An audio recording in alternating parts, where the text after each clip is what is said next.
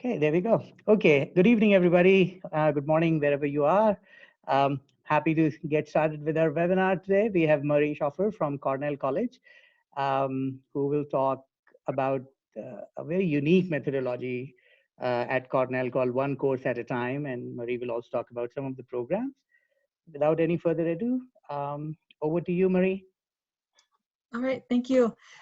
So as Syed said, my name is Marie Schoffer. I'm the Associate Director of Admission at Cornell College. I actually recently moved into that position. I was previously the Director of Admission at Cornell for the last 7 years, but I have relocated and I'm working from home now, like we all are, but I've been working from home for the last year in Minnesota, where my husband got a new job.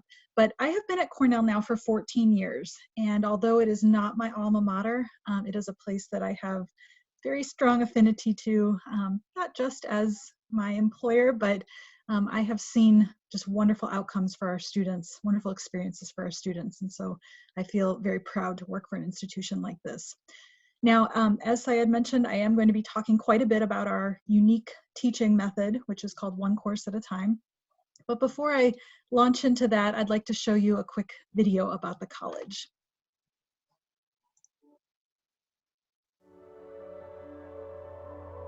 Cornell College offers so many unique opportunities, extraordinary opportunities. I have never been able to ask of students on the semester plan what I can ask of students on the block plan. The block plan, or what we call One Course at a Time, is a unique learning environment where students take one class for 3.5 weeks. The block plan gives me 18 days to spend all day long with students focusing on one particular subject. You have these small groups that spend so much time together and you learn from each other. That discussion-based learning was so fundamental to my education. It's focused and it's easier to not get distracted, but it's also easier to get involved in things because of the way our days are structured here. Classes are over by 3, we practice at 3:30. It's the perfect setup of not having to sacrifice academics or my sports life, so it's pretty nice. We have new facilities in the sciences, so the Russell Science Center is a particularly exciting aspect. We involve students in research in small groups, and so I can get to know them very well and provide the support and mentorship that they need. Having the flexibility to be with a student for 4 hours a day allows us to engage in hands-on activity to learn the material that we're teaching. If it's lecture for 4 hours a day, anybody's going to start banging their head against the wall, but we don't do that. We've got studio work, we have lab time, we have field trips. When you take students to the sites of the content that's being studied, then the material comes alive. Cornell gave me the opportunity to travel abroad, and that really broadened my horizons, and now I tell every student, you should study abroad. It's such a great enhancement to what you're learning at Cornell. When I go to Rome with a class, we are investigating ancient Rome, and we can stand in the forum and talk about it. That is an extraordinary experience in and of itself. That is not part of the classroom. And we can do this because there are no other courses in conflict. I've actually been asked by several parents why other institutions don't use the block system if it's such a wonderful way to learn. The block system is very resource intensive. When it comes to your professors, they do a phenomenal job of really making sure that they are available for you. They want to see you succeed. When I'm in a class with students every day, 5 days a week for a month, 4 hours a day, we very, very quickly develop a relationship. Students are really in it together. They're supporting each other, they're helping each other out, they're all proud of each other's accomplishments. I have a class with 16 other people, 24 at the most. So you get this community that values learning and that does everything possible to support a higher level of learning. When our students go on to graduate school, they report back that it's easy. It's because they're used to pacing themselves and achieving things in a much shorter period of time. We're just having students going out to great success, and what they're telling us is that the block plan did an excellent job of preparing them for upper level study, even on a semester plan, and also to go out and work in the professional world. There is no doubt that the level of commitment, the level of engagement, the level of accountability is much higher here than any institutions on the semester plan. The type of commitment to themselves, to their subject matter, to their peers that's possible here, you're not going to find it anywhere else. If you want to make a difference in the world, you come to Cornell. I swear that video gives me goosebumps every time. So a big part of that video talked about the block plan, the calendar that we use that is integrated into everything we do at Cornell College. And what I've posted on the screen right now is a slide that illustrates the block plan visually. And what it means to be on a block calendar or one course at a time literally means one course at a time. So you'll see block 1 starts at the end of August and goes through the month of September. For 3.5 weeks, students are only taking one subject. So that very first class of the year could be just about any subject. For first year students, it's a first year seminar. But for 3.5 weeks, that is the only class that student needs to manage or attend. They're typically going to class 3 to 4 hours a day. A very typical schedule is to go to class in the morning at 9 a.m. and then take a break at 11 a.m., maybe grab lunch, meet with the professor briefly, do a little homework, take a quick nap, and then go back to class around 1 p.m. Stay in class then for another additional hour or two to 2 p.m. or 3 p.m. Class at Cornell is out at 3 p.m. though. That is when classes are over in the afternoon, and that's when students can really commit to doing their schoolwork if they have got homework to do, which they often do, or athletic practices, choir, theater practice, club meetings, any type of co-curricular or extracurricular activity will take place then after 3 o'clock. When my husband worked at Cornell as a coach, he loved that at 3:30, everyone on the cross-country team could be at practice ready to go. So students are really able to balance out their academic lives and their other commitments, whether it be work or sports or theater or whatever. So going back to the calendar then, you'll see at the end of block 1, there is a 4-day weekend. So September 19th, 20th, 21st, 22nd. That's a 4-day weekend. We call those block breaks. Those are weekends when students don't have any academic commitments. They can just really rest, relax, rejuvenate, and get ready for the next class. Each class at Cornell is fairly intensive. You've got to cover a semester's worth of material in 3.5 weeks, but it is possible, and we do it block after block after block. But students love the opportunity to dive into a subject, learn everything they can about that subject before they have to move on to the next class. Professors love it because they're also only teaching one class, so they are able to also fully commit to that classroom of students, just like the students are committing to that class. Professors also love the flexibility that the block plan offers. There are so many examples of ways that they can use the block calendar to teach subjects more effectively, and I want to provide some of those examples in just a moment. Going back to the calendar again, you'll notice that there are 4 blocks or classes in the fall semester and then 4 in the spring.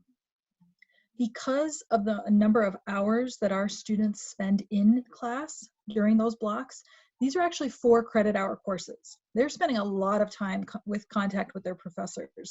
And so we are permitted by our accrediting association to award these as 4 credit hour courses. So students are taking 16 credit hours each semester, and they do graduate in 4 years. This is a 4-year college, 4-year degree program.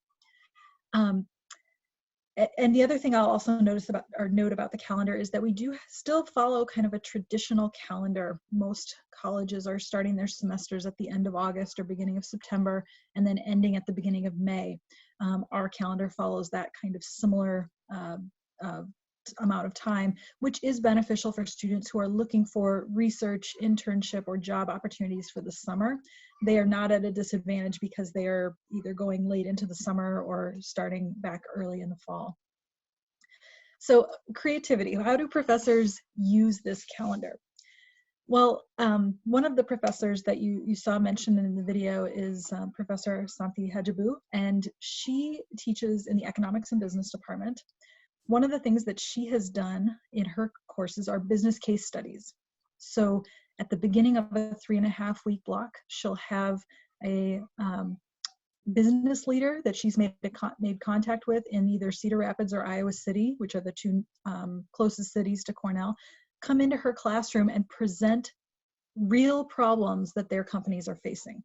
Now, students do have to sign little confidentiality waivers, and these are real examples that they're using. And then the students will break into groups, and over the course of the next few weeks, they will dive into these situations and come up with solutions. And then at the end of the 3.5 weeks, they will actually present their proposed solutions to these business leaders. So it's a really great real-world activity for the students to experience. An ecology class in the biology department might use the block differently. They might have vans reserved, and students climb into the vans about 8:30 in the morning, and they roll off campus to go to a park or a nature preserve to study ecology in a natural area. Maybe they're taking samples for an experiment that they'll do when they get back to campus. But they might spend all day out in this park, take a sack lunch with them, and at 3 o'clock come back to campus and be prepared to do their other activities or their homework. In the international relations department, one of our professors there uses the big chunks of time that you have with the block calendar to do different sorts of activities as well. So within his class, he really enjoys teaching certain diplomacy concepts using a game where students are kind of playing, basically imitating countries and kind of playing with international relations with different world situations. And he has talked about how this game, he tried to use it when he taught on the semester plan, but having a 50-minute or even a 90-minute class period just wasn't enough time to get through enough moves in the game to fully understand, see the big picture of what was happening. But here at Cornell, he might take a class and from 9 a.m. to noon play the game, and they've got a big chunk of time to do that. He's also used the big chunks of time to maybe watch a movie. He has a class that studies genocide, and one of the things that they have done is watch the Nuremberg trials movie in the morning, and then they come back and talk about it in the afternoon. It doesn't take them a week to watch the movie in tiny little chunks and then talk about it the next week. They can just watch it and talk about it and get it all done all at once. Another example that I'll provide too, going back to the sciences, is organic chemistry. So one question that you might have in your minds is, how do you teach something like organic chemistry in 3.5 weeks? That's a pretty big subject. There are a few classes, and organic chemistry is one of those, where we do break that into a 2-block sequence. We call them linked courses. And that allows the subject matter to be spread out just a little bit. And it also allows for other unique experiences. So for example, I was talking to a student a couple of years ago. His name was Jordan. He's actually in medical school now. And I said, "Oh, Jordan, I heard you're taking organic chemistry. How is that going?" And I kind of expected him to, I don't know, roll his eyes and sigh and talk about how hard it was. But instead, he just got this twinkle in his eye. He was so excited.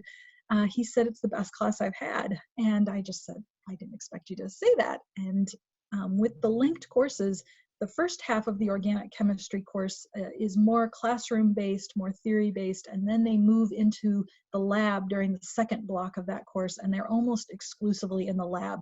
And this is why Jordan was so excited, because he said, "I walk into the classroom in the morning, I put my lab coat on, and I am in lab all day." So really a great experience for him and those students that you have that might be really excited about the sciences.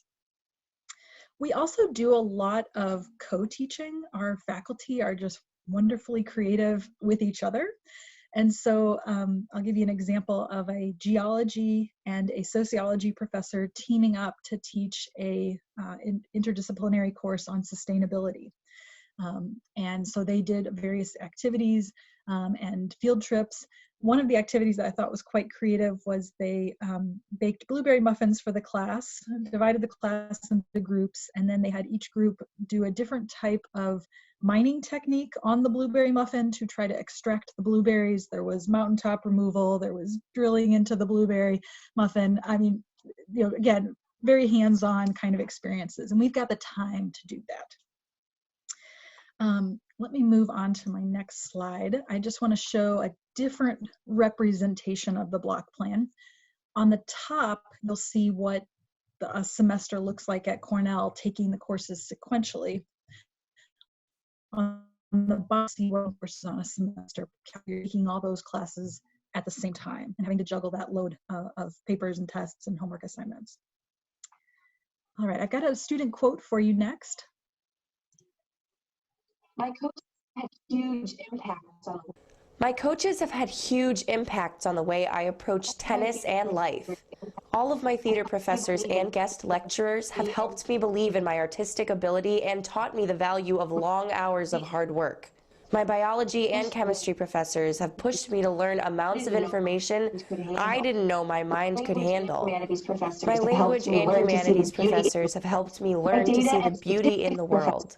My data and statistics professors have helped me find the joy in contextual detective work with numbers. And my bosses have taught me to be a kind listener. I really love this quote from Gabby because I think she does a great job of talking about the liberal arts experience as a whole. It's obviously a diverse experience in all of the academic realm. She's taking obviously a wide range of classes, but she's also gaining from those experiences outside the classroom as well. At this point, I do want to talk a little bit about the curriculum that Cornell offers. We are a liberal arts college. We do want students to take classes in a wide variety of areas, but of course, they're also going to choose a major. One question I get from students quite often is, well, if I choose a major, let's say I choose a chemistry major, how does that work on the block calendar?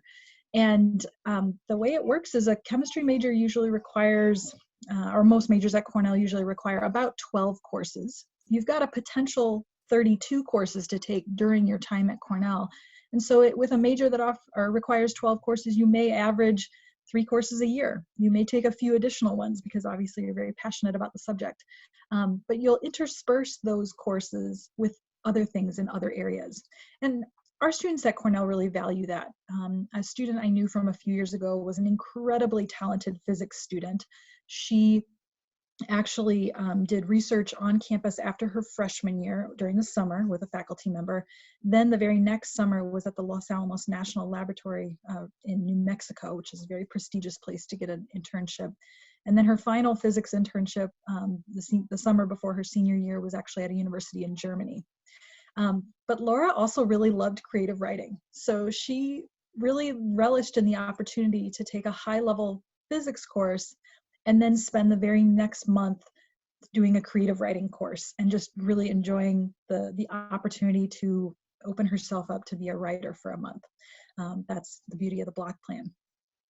Starting this fall, we are actually transitioning into a brand new curriculum, which we call the Ingenuity curriculum. We have always encouraged and required students to take classes in a wide range of subjects, and the Ingenuity curriculum continues to build on that. But I think what it does is it helps connect students to the reason why they're taking those courses. This is not just, we don't want our curriculum to just be, you have to check off these boxes and meet these requirements and then you get a degree. Instead, we want the students to understand why they're taking it and how it is helping to advance them and their education. So I'll just talk a little bit about the foundations of this curriculum. There are actually 5 pillars. The first one is actually called Foundations, and these are courses that help students have a strong foundation in their college education. So for example, their very first class at Cornell is a first-year seminar course. These courses have a lower class limit cap. We have a cap of 18 students. Typically our cap is 25 students. Typically our average class size is about 16. In the first-year seminar though, the maximum number of students is 18. And we are not only teaching a kind of generalized subject content in that course, but we're also teaching them how to manage the block plan. It's different for everybody. We don't really have any high school students that have experienced the block plan in the way that we operate. So the Foundations course, the first year seminar course accomplishes that. Then during their first year, and preferably during their first semester, we ask that students take a writing intensive course. These are denoted with a W in the course catalog. And they could be in the English department, but they could be in the environmental studies department too. So we just have certain courses that are designated to have a higher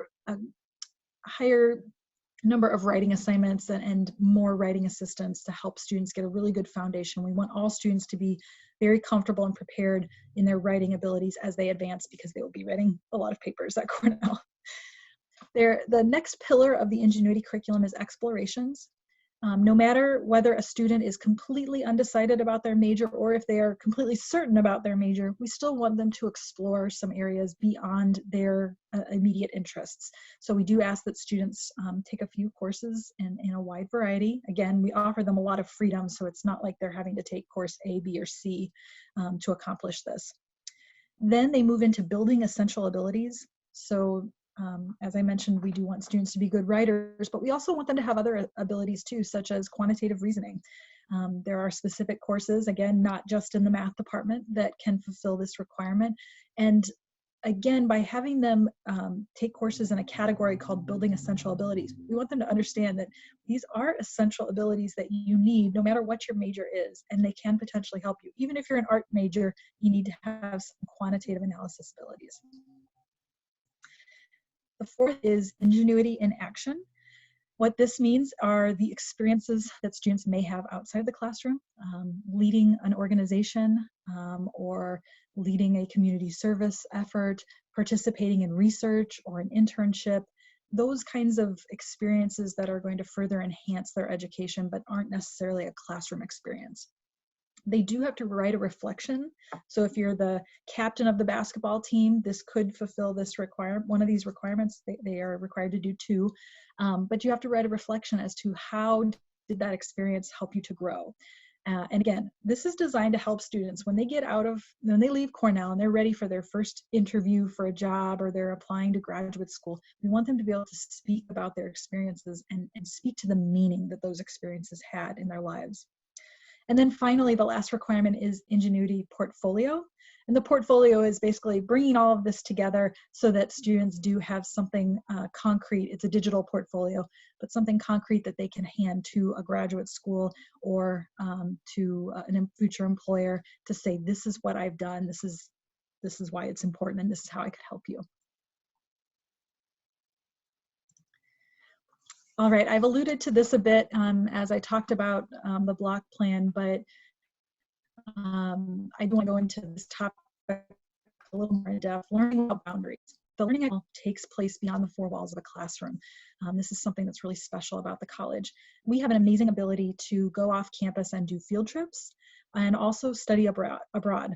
And hopefully, once COVID-19, the threat of COVID-19 passes, we will be able to get back out in the field and really do this fully.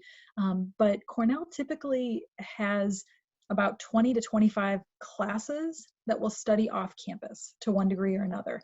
And that's not just a day, but that's extended time off campus. So to give you a few examples of what this could look like, in the lower left corner, you see the scuba diver. That's actually Ben Greenstein, one of our faculty who used to teach a class in the Bahamas. Craig Tepper now teaches that class. But that course was taught in the Bahamas. There's both a geology course and a biology course that are taught there. Anthropology has also taken classes to this island, as well as English classes. And it's really wonderful because we go in February. First of all, it's really snowy and cold in Iowa in February, so it's an excellent time to go to the Bahamas. But students love these experiences because they're able to get their hands dirty, get into the meat of the material they're studying. In Professor Tepper's class, what they do is they are on campus for a week learning and prepping what they're going to experience when they get to the Bahamas. And then once they're in the Bahamas, for 2 weeks, they're at a research station. They are taking samples, they are in the lab, they are doing analysis, they have long days. This is not just sit on the beach kind of trip. This is a work trip, and with a little bit of play. But they're working for 2 weeks in the lab, and then they come back to campus for the last 3 days when they present what they have learned. And Craig has been taking classes to the Bahamas for over 20 years. They've been studying fire coral while they've been there, and they've just continued to build upon that research. And research from this course and subsequent research projects has been published multiple times. So definitely a great opportunity. We've had geology taught in Hawaii. We've had geology taught in New Zealand. We've had classics courses taught in Greece. You saw the art class mentioned in the video that was taught in Italy. This coming year, for the academic year 2020 to 2021, we've got a sustainability course taught in Appalachia in the United States.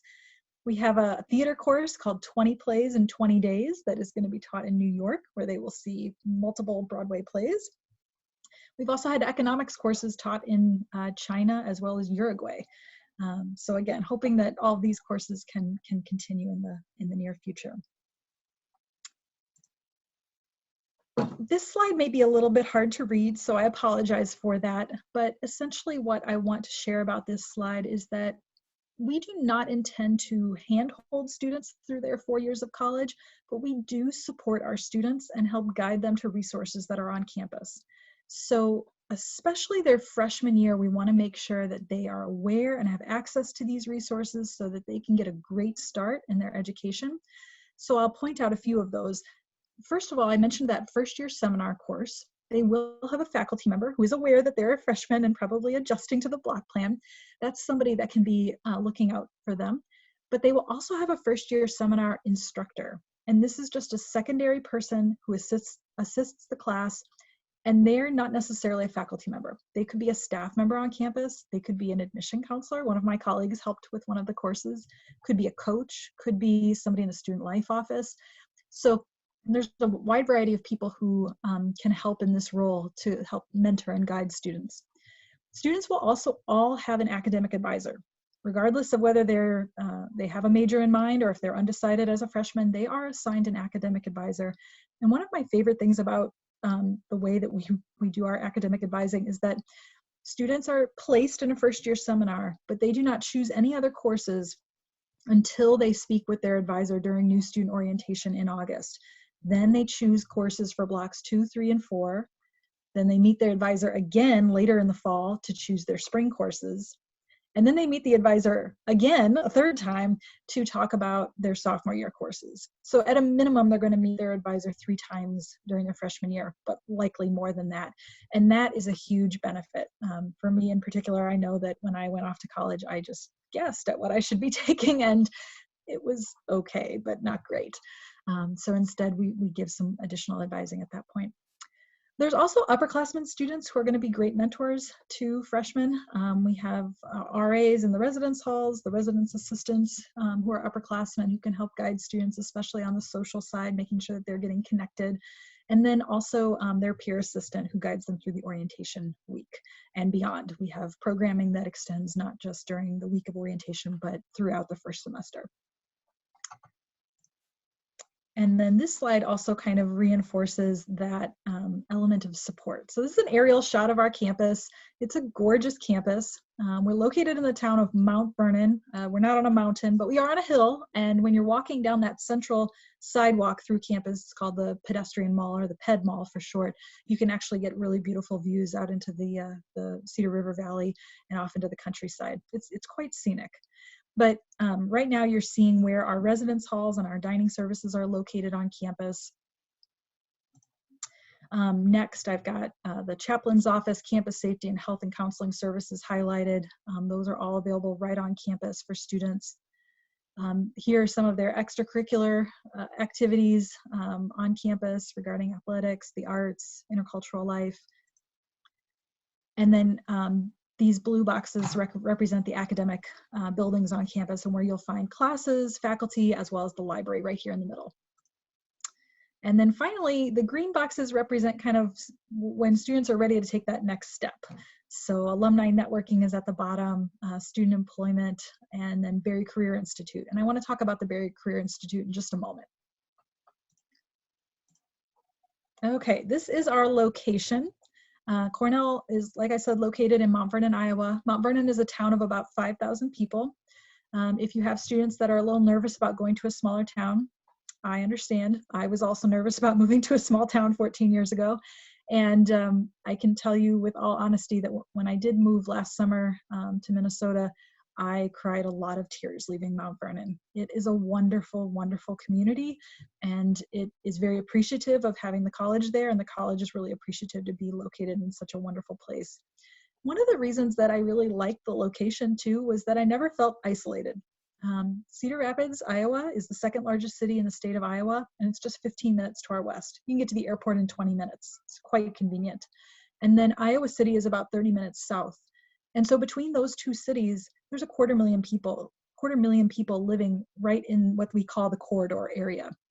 And so there are a ton of resources. We may be located in a small town, but again, we're not isolated.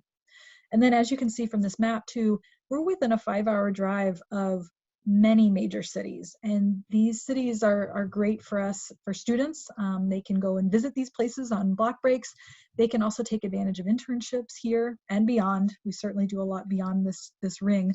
But we also have classes that utilize these places even for day trips. We do have classes that will sometimes zip over to Chicago. It's about a 3.5 to 4 hour drive. Do an activity in Chicago and come back to campus. If it's worthwhile, they'll make it happen. I think students are really excited about classes in the new building. I think that the building is set up in such a way that there's a seamless transition between classroom and laboratory, and I think that's very exciting. In the old building, the transition would be from floor to floor. Here we go from one room right next to a contiguous room, and we're in the lab.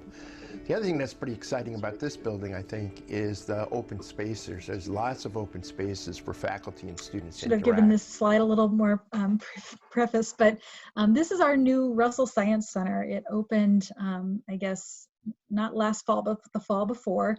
This past fall, we actually reopened our original science building that was completely renovated. And honestly, when I walked through that building, it felt like a brand new building as well. So our science facilities have never been better on campus. The Russell Science Center and the renovation to West Science was a $35 million project. And as Professor Tepper mentioned, the block plan was in mind when they designed this building. So students are able to seamlessly move from the lab to the classroom at any point during the day, and they don't have to worry about stepping on the toes of other classes because it is their space for one entire month. And that's another beautiful outcome of the block plan. Another thing that I wanted to mention on this particular slide is that Cornell College has really made a wonderful jump in the U.S. News and World Report rankings over the last few years. When I first arrived at Cornell, I think we were actually just a little over 100 in the liberal arts college category. For many, many years, we were kind of in the 85 to 95 range. This past year, we jumped all the way to number 68. And I feel like this steady march forward has been due to numerous different things, but just an investment in the college and the students on the part of everybody. It's been wonderful to see. But to give you some examples of what I'm talking about, in addition to this wonderful renovation to the science buildings, we also had all of our first year residence halls renovated about 5 years ago. And also about that time, we introduced several new academic programs. And I want to mention a few of those. One, we had an economics and business major for many, many years, but now we offer a business major. The students have to choose from one of 5 concentrations to study that major, and the concentrations are actuarial science, business analytics, finance, management, and personnel management. So that has been incredibly popular. The other program that's also been wildly popular has been our engineering program. There are not many small liberal arts colleges that offer a degree in engineering, but we are proud to be one of them. We are up for ABET accreditation this summer, which you can't apply for until you have your first graduating class, and we just qualified for that recently. So now we are applying for that and feel very good about our prospects of earning that accreditation. We offer both a Bachelor of Arts in Engineering Sciences, kind of a more generalized engineering degree, and we also have a Bachelor of Science in Engineering. So students can choose either route. We also offer a BFA in musical theater, and we introduced a behavioral neuroscience concentration in our psychology department just a couple years ago. So those are all very, very popular programs, and I would certainly recommend them to your students. Another category that I wanted to talk about in terms of rankings is that in addition to that number 68 ranking that we're really proud of, is the fact that we were ranked #1 in social mobility. So this tracks students who, based on their socioeconomic status when they come into the college, and then what they're able to do post-graduation in terms of earnings and things like that. And it really is a point of pride to see that our students, we're able to take our students so far. And I just like to brag about that a little bit. One other thing that I think is a great opportunity that I'll mention on this slide is if you do have students that are thinking about Cornell or the block plan, but are a little unsure of it, we do offer a one-course summer institute for high school students. This summer, it's obviously a little bit up in the air in terms of what will happen with COVID-19, but we have had this running for several years, and it is a wonderful opportunity for a high school student to come, take a 2.5-week course, so slightly shorter, take a 2.5-week course, and they are taking a course from a Cornell professor, and they are earning college credit, and they're getting to try the block plan all at the same time, have a fun experience living in Mount Vernon for a few weeks. So I would definitely recommend that to your students. Okay, I've alluded a little bit to outcomes, and I should talk a little bit more about that. Our students go on to do great things. They are supported by the Berry Career Institute, which I mentioned on an earlier slide. Berry Career Institute assists students whether they're looking for a summer job all the way to careers and graduate schools. They start working with students as early as their freshman year, helping them with resume preparation, interview prep, all of those kind of basic skills, but they do workshops in a variety of topics, and they do individual counseling meetings with students as well. They credit, or some of the ways that we can see their success is how successful our students are in gaining opportunities. So for example, a little more than half of our students will do internships by the time they graduate. About half will do research, either on campus or at another institution. A little more than half will go on to earn advanced degrees. And that's not just the first year out of graduation, but could be a few years out. Some of our students like to take a break before they enter grad school.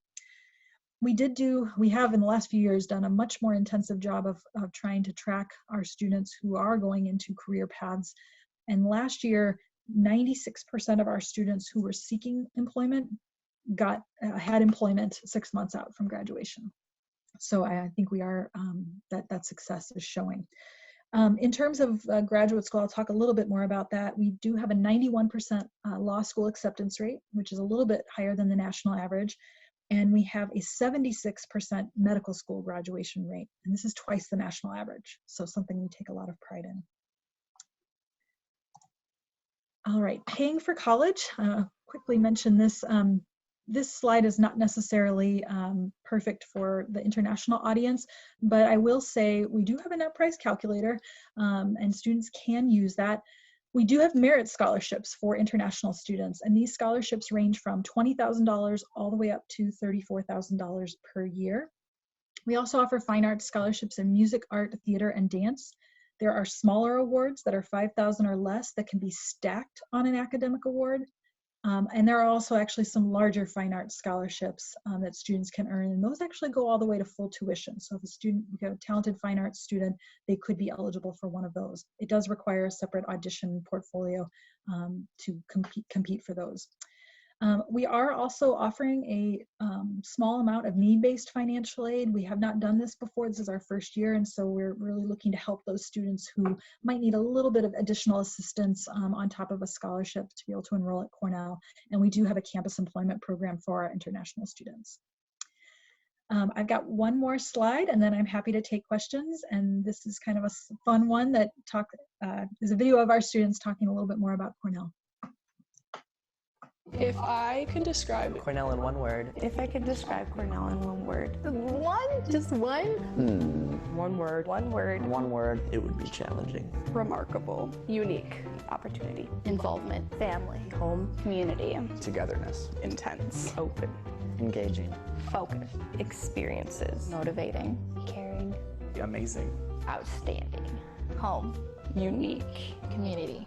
Intense. Magical. Life-changing. Empowering. Awesome. It's really awesome.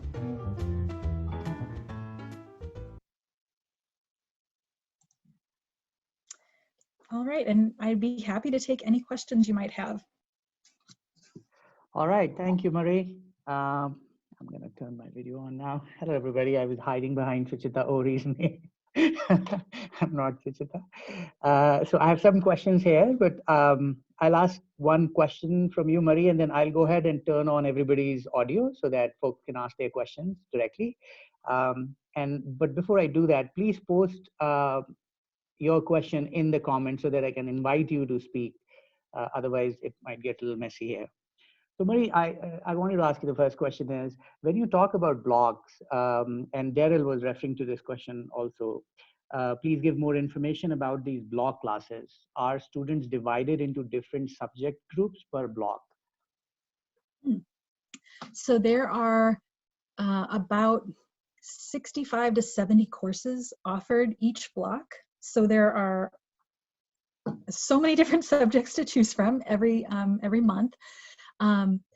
Students like who have not yet decided on a major can take whatever classes they want, and even students who do have a major decided really have the option to take almost every class, other than courses that have prerequisites. Obviously, those may have requirements, but individual classes, as I mentioned earlier, have a cap of 25 students, average about 16 students per class, but they're not really divided.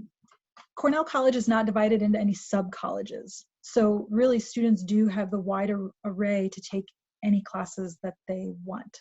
Does that answer the question?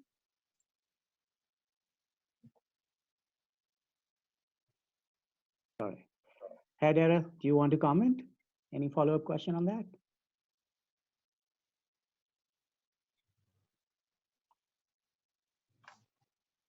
Okay, Daryl, okay. The other question is, this is from Prabha, and Prabha, you can always ask the follow-up questions. I've turned your audio on. But Prabha's question is, do you have traditional exams at Cornell College? Good question.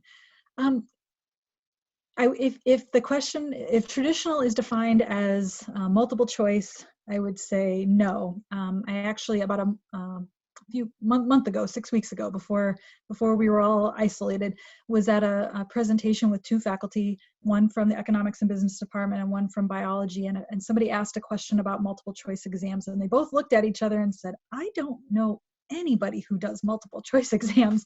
So I would say that many classes do have an exam of some sort. It's probably more of a short answer essay, written kind of exam than a multiple choice type exam to conclude the course. But there are many courses that will also have some kind of different culminating assignment that could be a presentation, it could be a paper that the students were writing, some kind of project that they were completing, like an engineering class might have a project that they're submitting, a proposal of some sort. So yes and no, I guess, is the best answer to your question.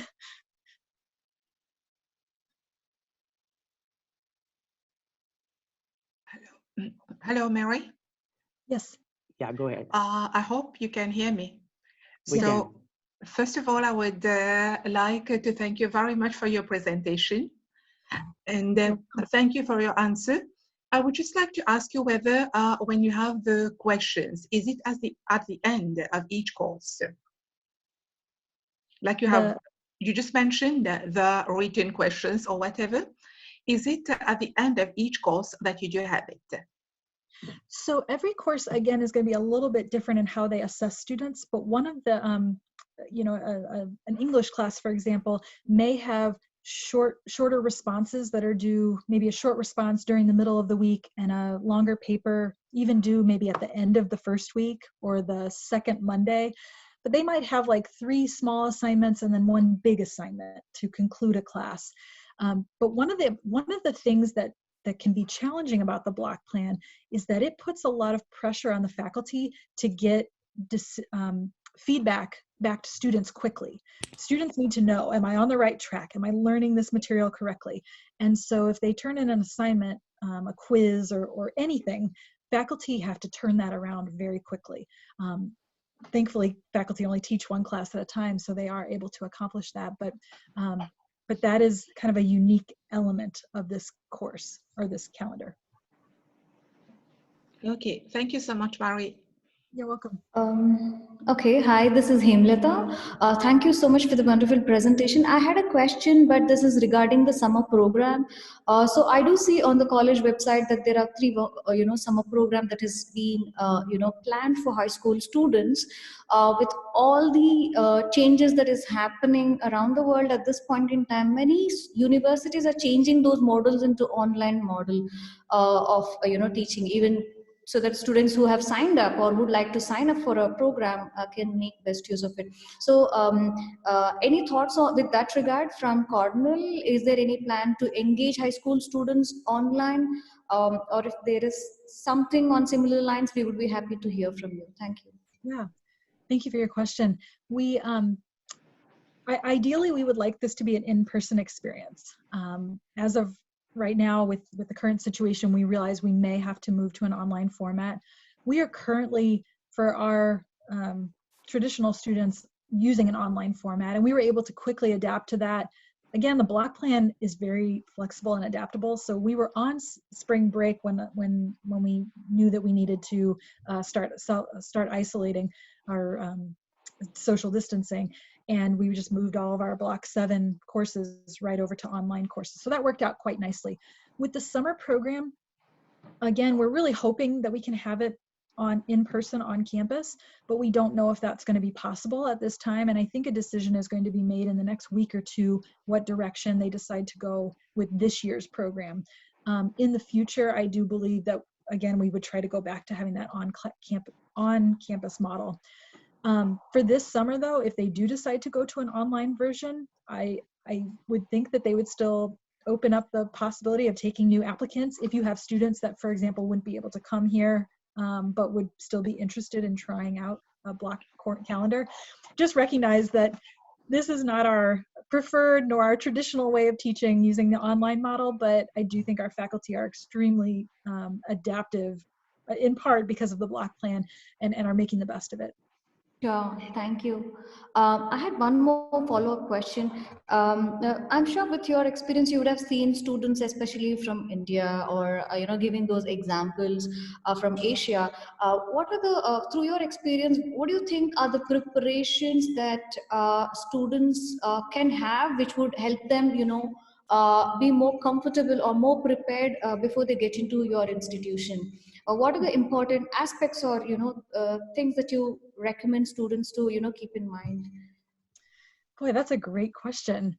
The students that I have worked with, I feel like have generally been very well prepared, and in particular from India, we've had some students who have done really fantastic things.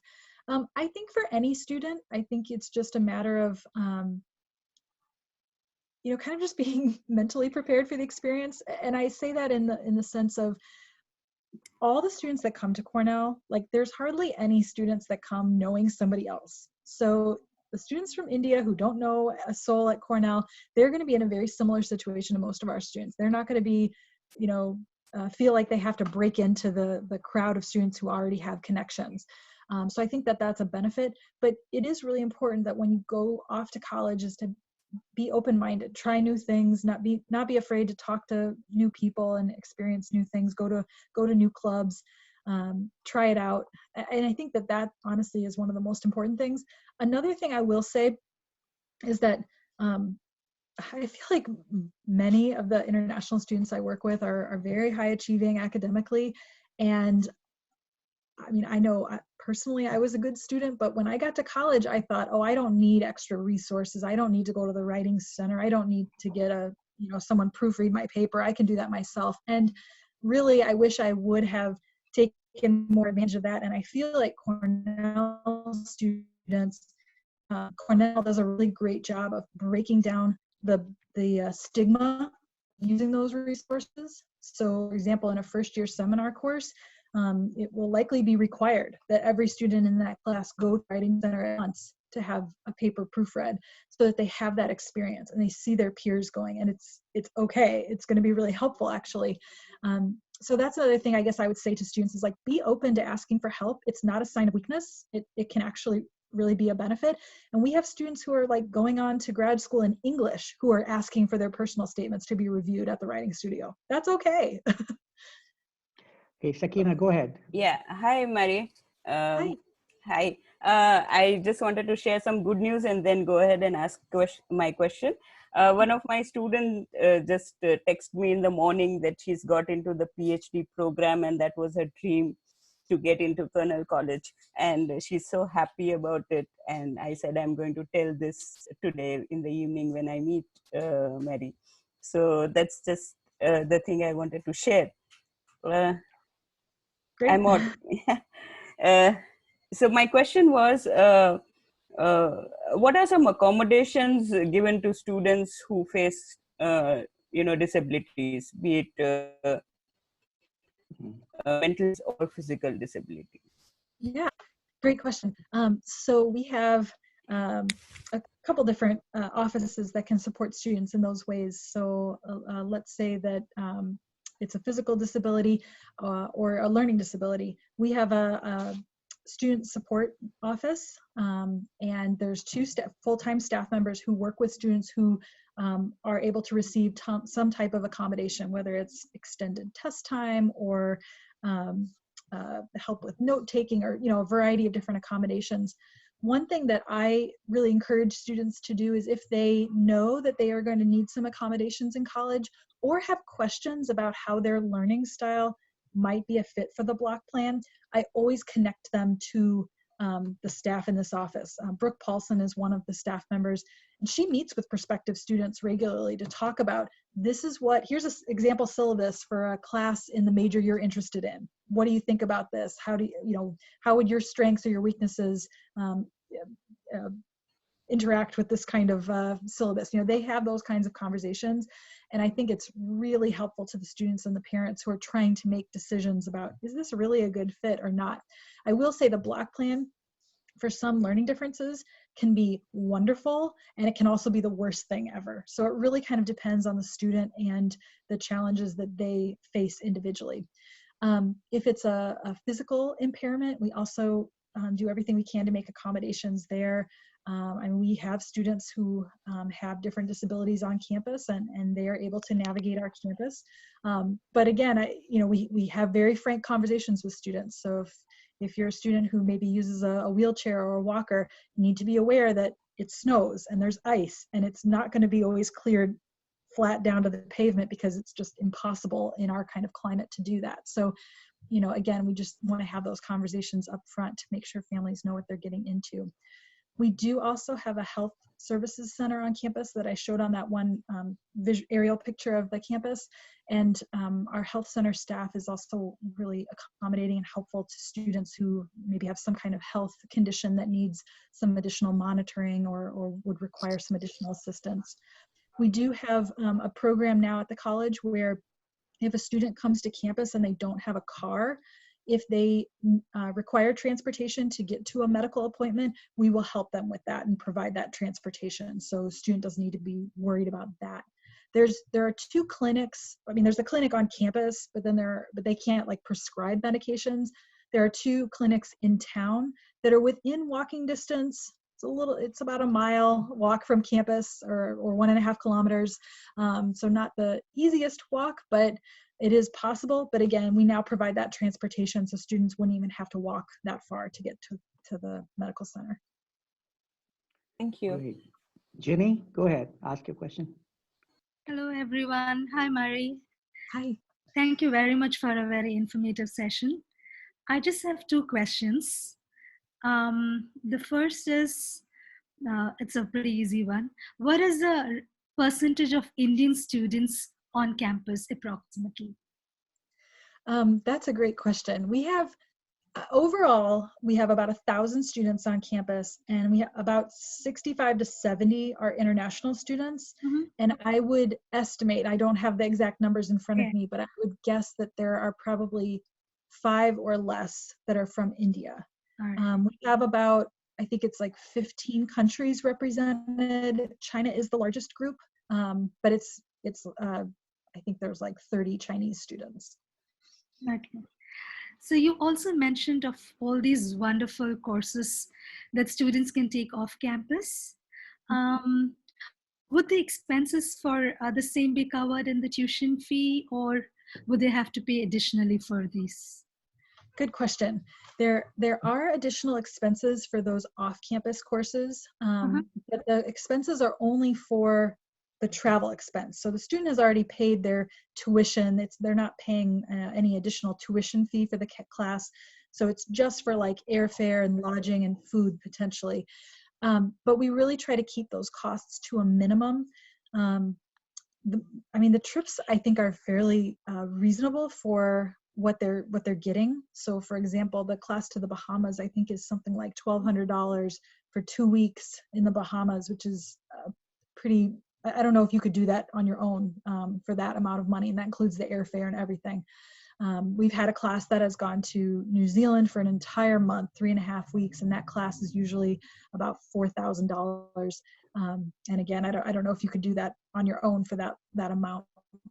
They do a lot to save money by staying at like the research station in the Bahamas. It's not a luxury hotel, but it meets their needs. Okay. But the students are informed about the expenses beforehand. Oh, absolutely. Yeah. Before they sign up, they know how much that cost is going to be. And there are some limited scholarships available. I don't like to oversell it because it's not going to cover the entire cost, but students, a couple things. One, they could earn a few $100s from one of these scholarships. They could also, or they will also get a refund on any food that they're not eating at Cornell. So if they're going to be gone for 3.5 weeks, they're going to get a refund back for that time that they won't be on campus. So that also helps a little bit, gives them usually a few $100s toward the trip. Thank you. Welcome. Great. Marie, there's a question by Gao, but I think his audio is not very stable, so I'm going to ask his question. He's saying, how big is your international student body? And he says, is it 3%? Majority of students on campus is white, inferred from the video. And in the context of this question, he's asking in the follow-up question is, what are your plans to grow your international student body? What type of student will be a good fit for your campus apart from academic curiosity? Yeah, academic curiosity is definitely the number one thing. And I think the other thing is having a little bit of an adventurous spirit, because to do some of these courses, students are kind of asked to step outside their comfort zone. And like for example, that business case study. I mean, boy, if you're a sophomore or junior in college, that's a little intimidating to have a business leader who's like a CEO or president of a company come into your classroom and ask for help. But I think that that's an important thing. In terms of our student body itself, we have just over 1,000 students on campus, and as I mentioned earlier, about 70 are international students. Overall, our student of color population is about 25%. So perhaps you didn't see that in the video, but yeah, about 25% of our students are students of color, and they come from almost all 50 states in the United States. I mean, we certainly have the students who come from small town, rural, agricultural communities, and then we have students who come from New York City and LA. So there really is a wide range of students on campus. In terms of what we're doing to recruit more students,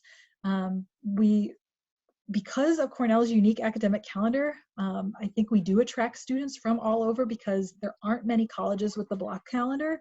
And so for students who are interested in that type of learning and that type of intensive experience, we just kind of draw people from all over.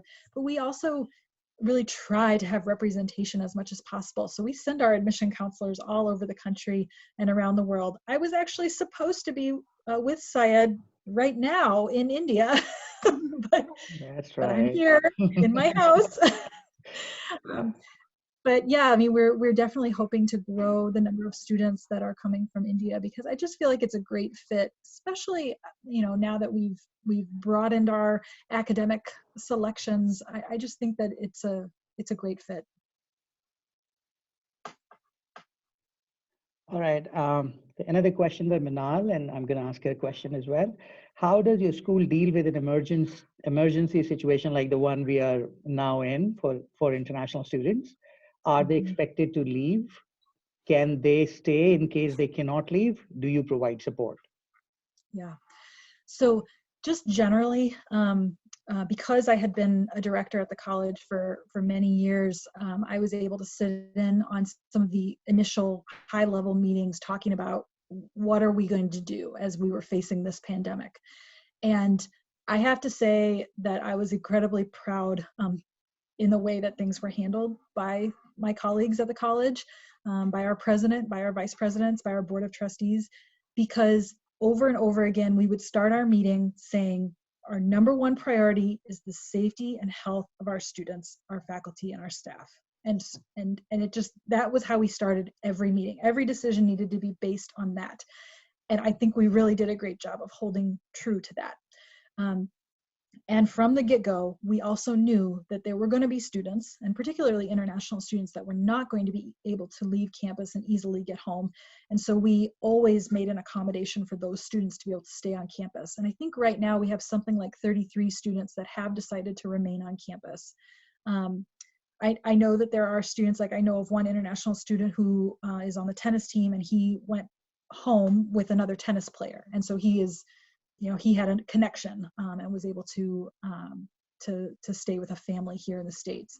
So I think the college has done a really good job of trying to be very proactive, very responsive, and we're still meeting, that high level group is still meeting as a group and brainstorming questions that families have. I mean, honestly, Syed, the conversation we had yesterday, I was jotting down even new questions that we hadn't thought of yet. Let's bring those to the big group and say, how are we going to handle these situations? These are the questions parents and counselors are asking.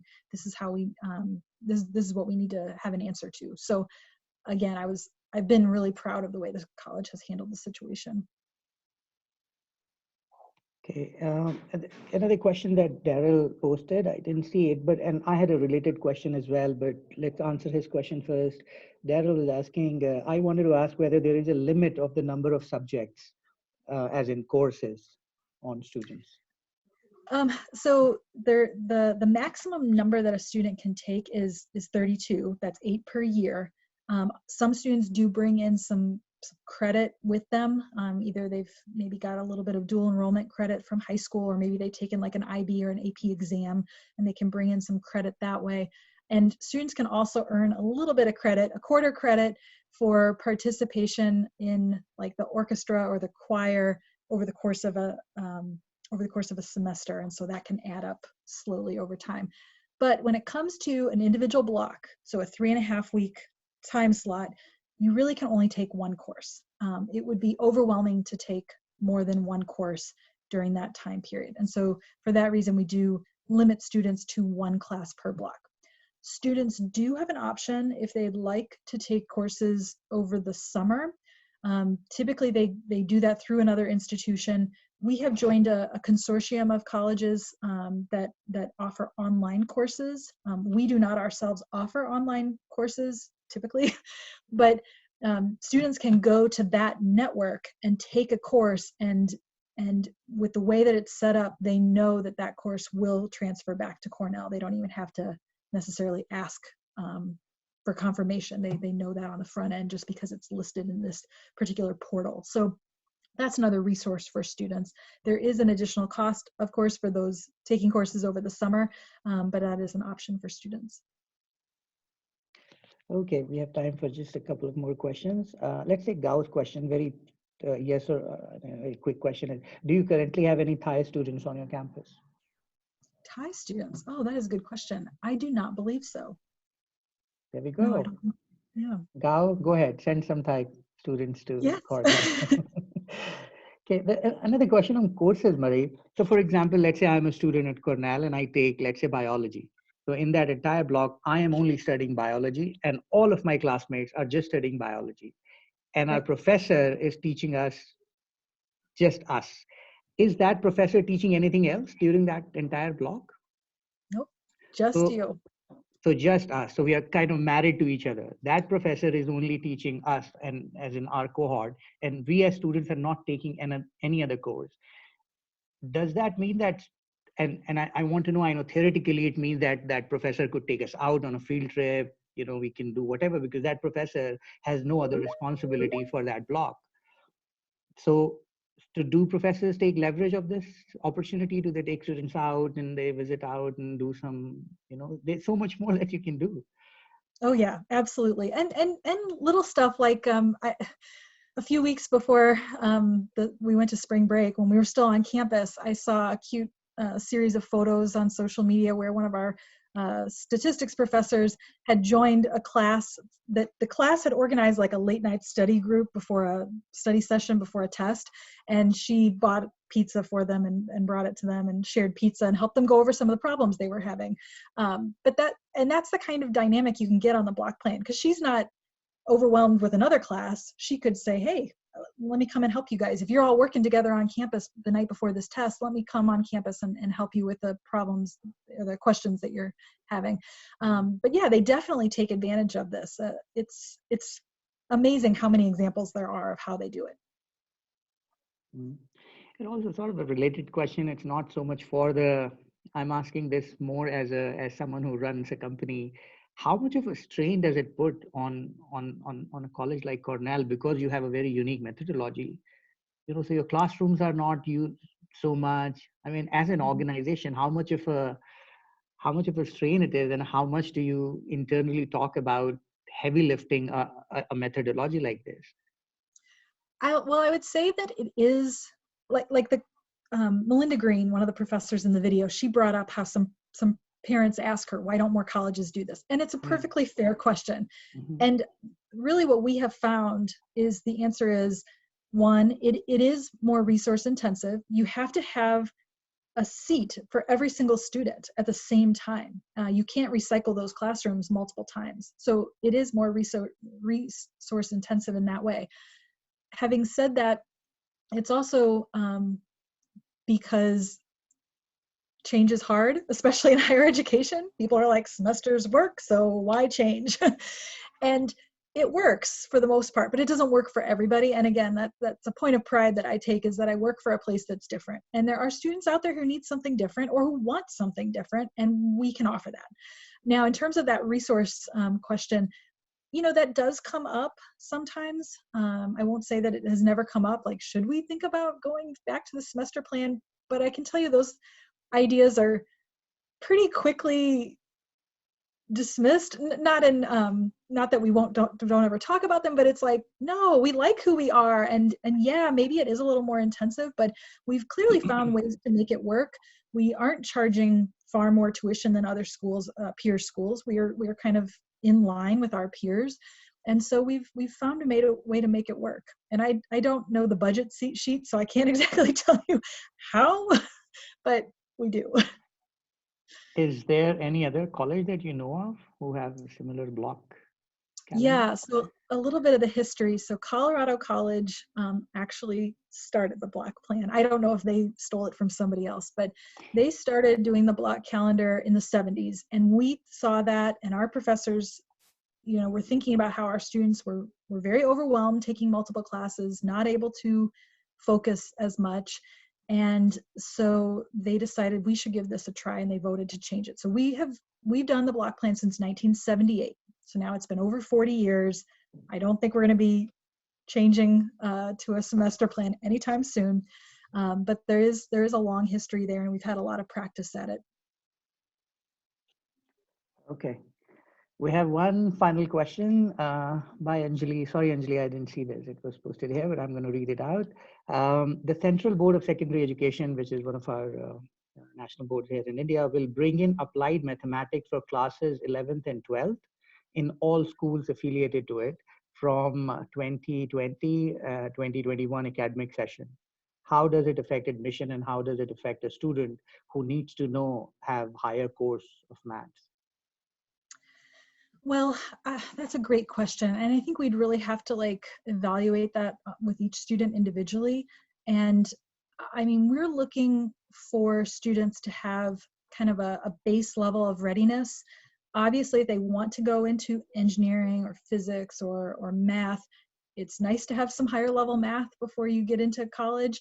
But there are ways that we can also work with a student who maybe hasn't had that higher level math experience, but does want to go into one of those majors. The online courses that I mentioned are a possibility in that area. But I really think that we would have to evaluate these students kind of on a case-by-case basis. It doesn't strike fear for me. I feel like we could work with a lot of these students. It just really depends on what they want to study and what their future goals are. Hope that answers that question. All right. I think that's all we have got for today. I don't see any further questions. All right. With that, I think we can close the session. Thank you so much, Marie. And folks, if you have any other questions, email it to me. We'll follow up with Marie again and maybe and do another session at some point. Thank you. Wonderful. Have a good night. Bye, Thank Marie. you. Thank you.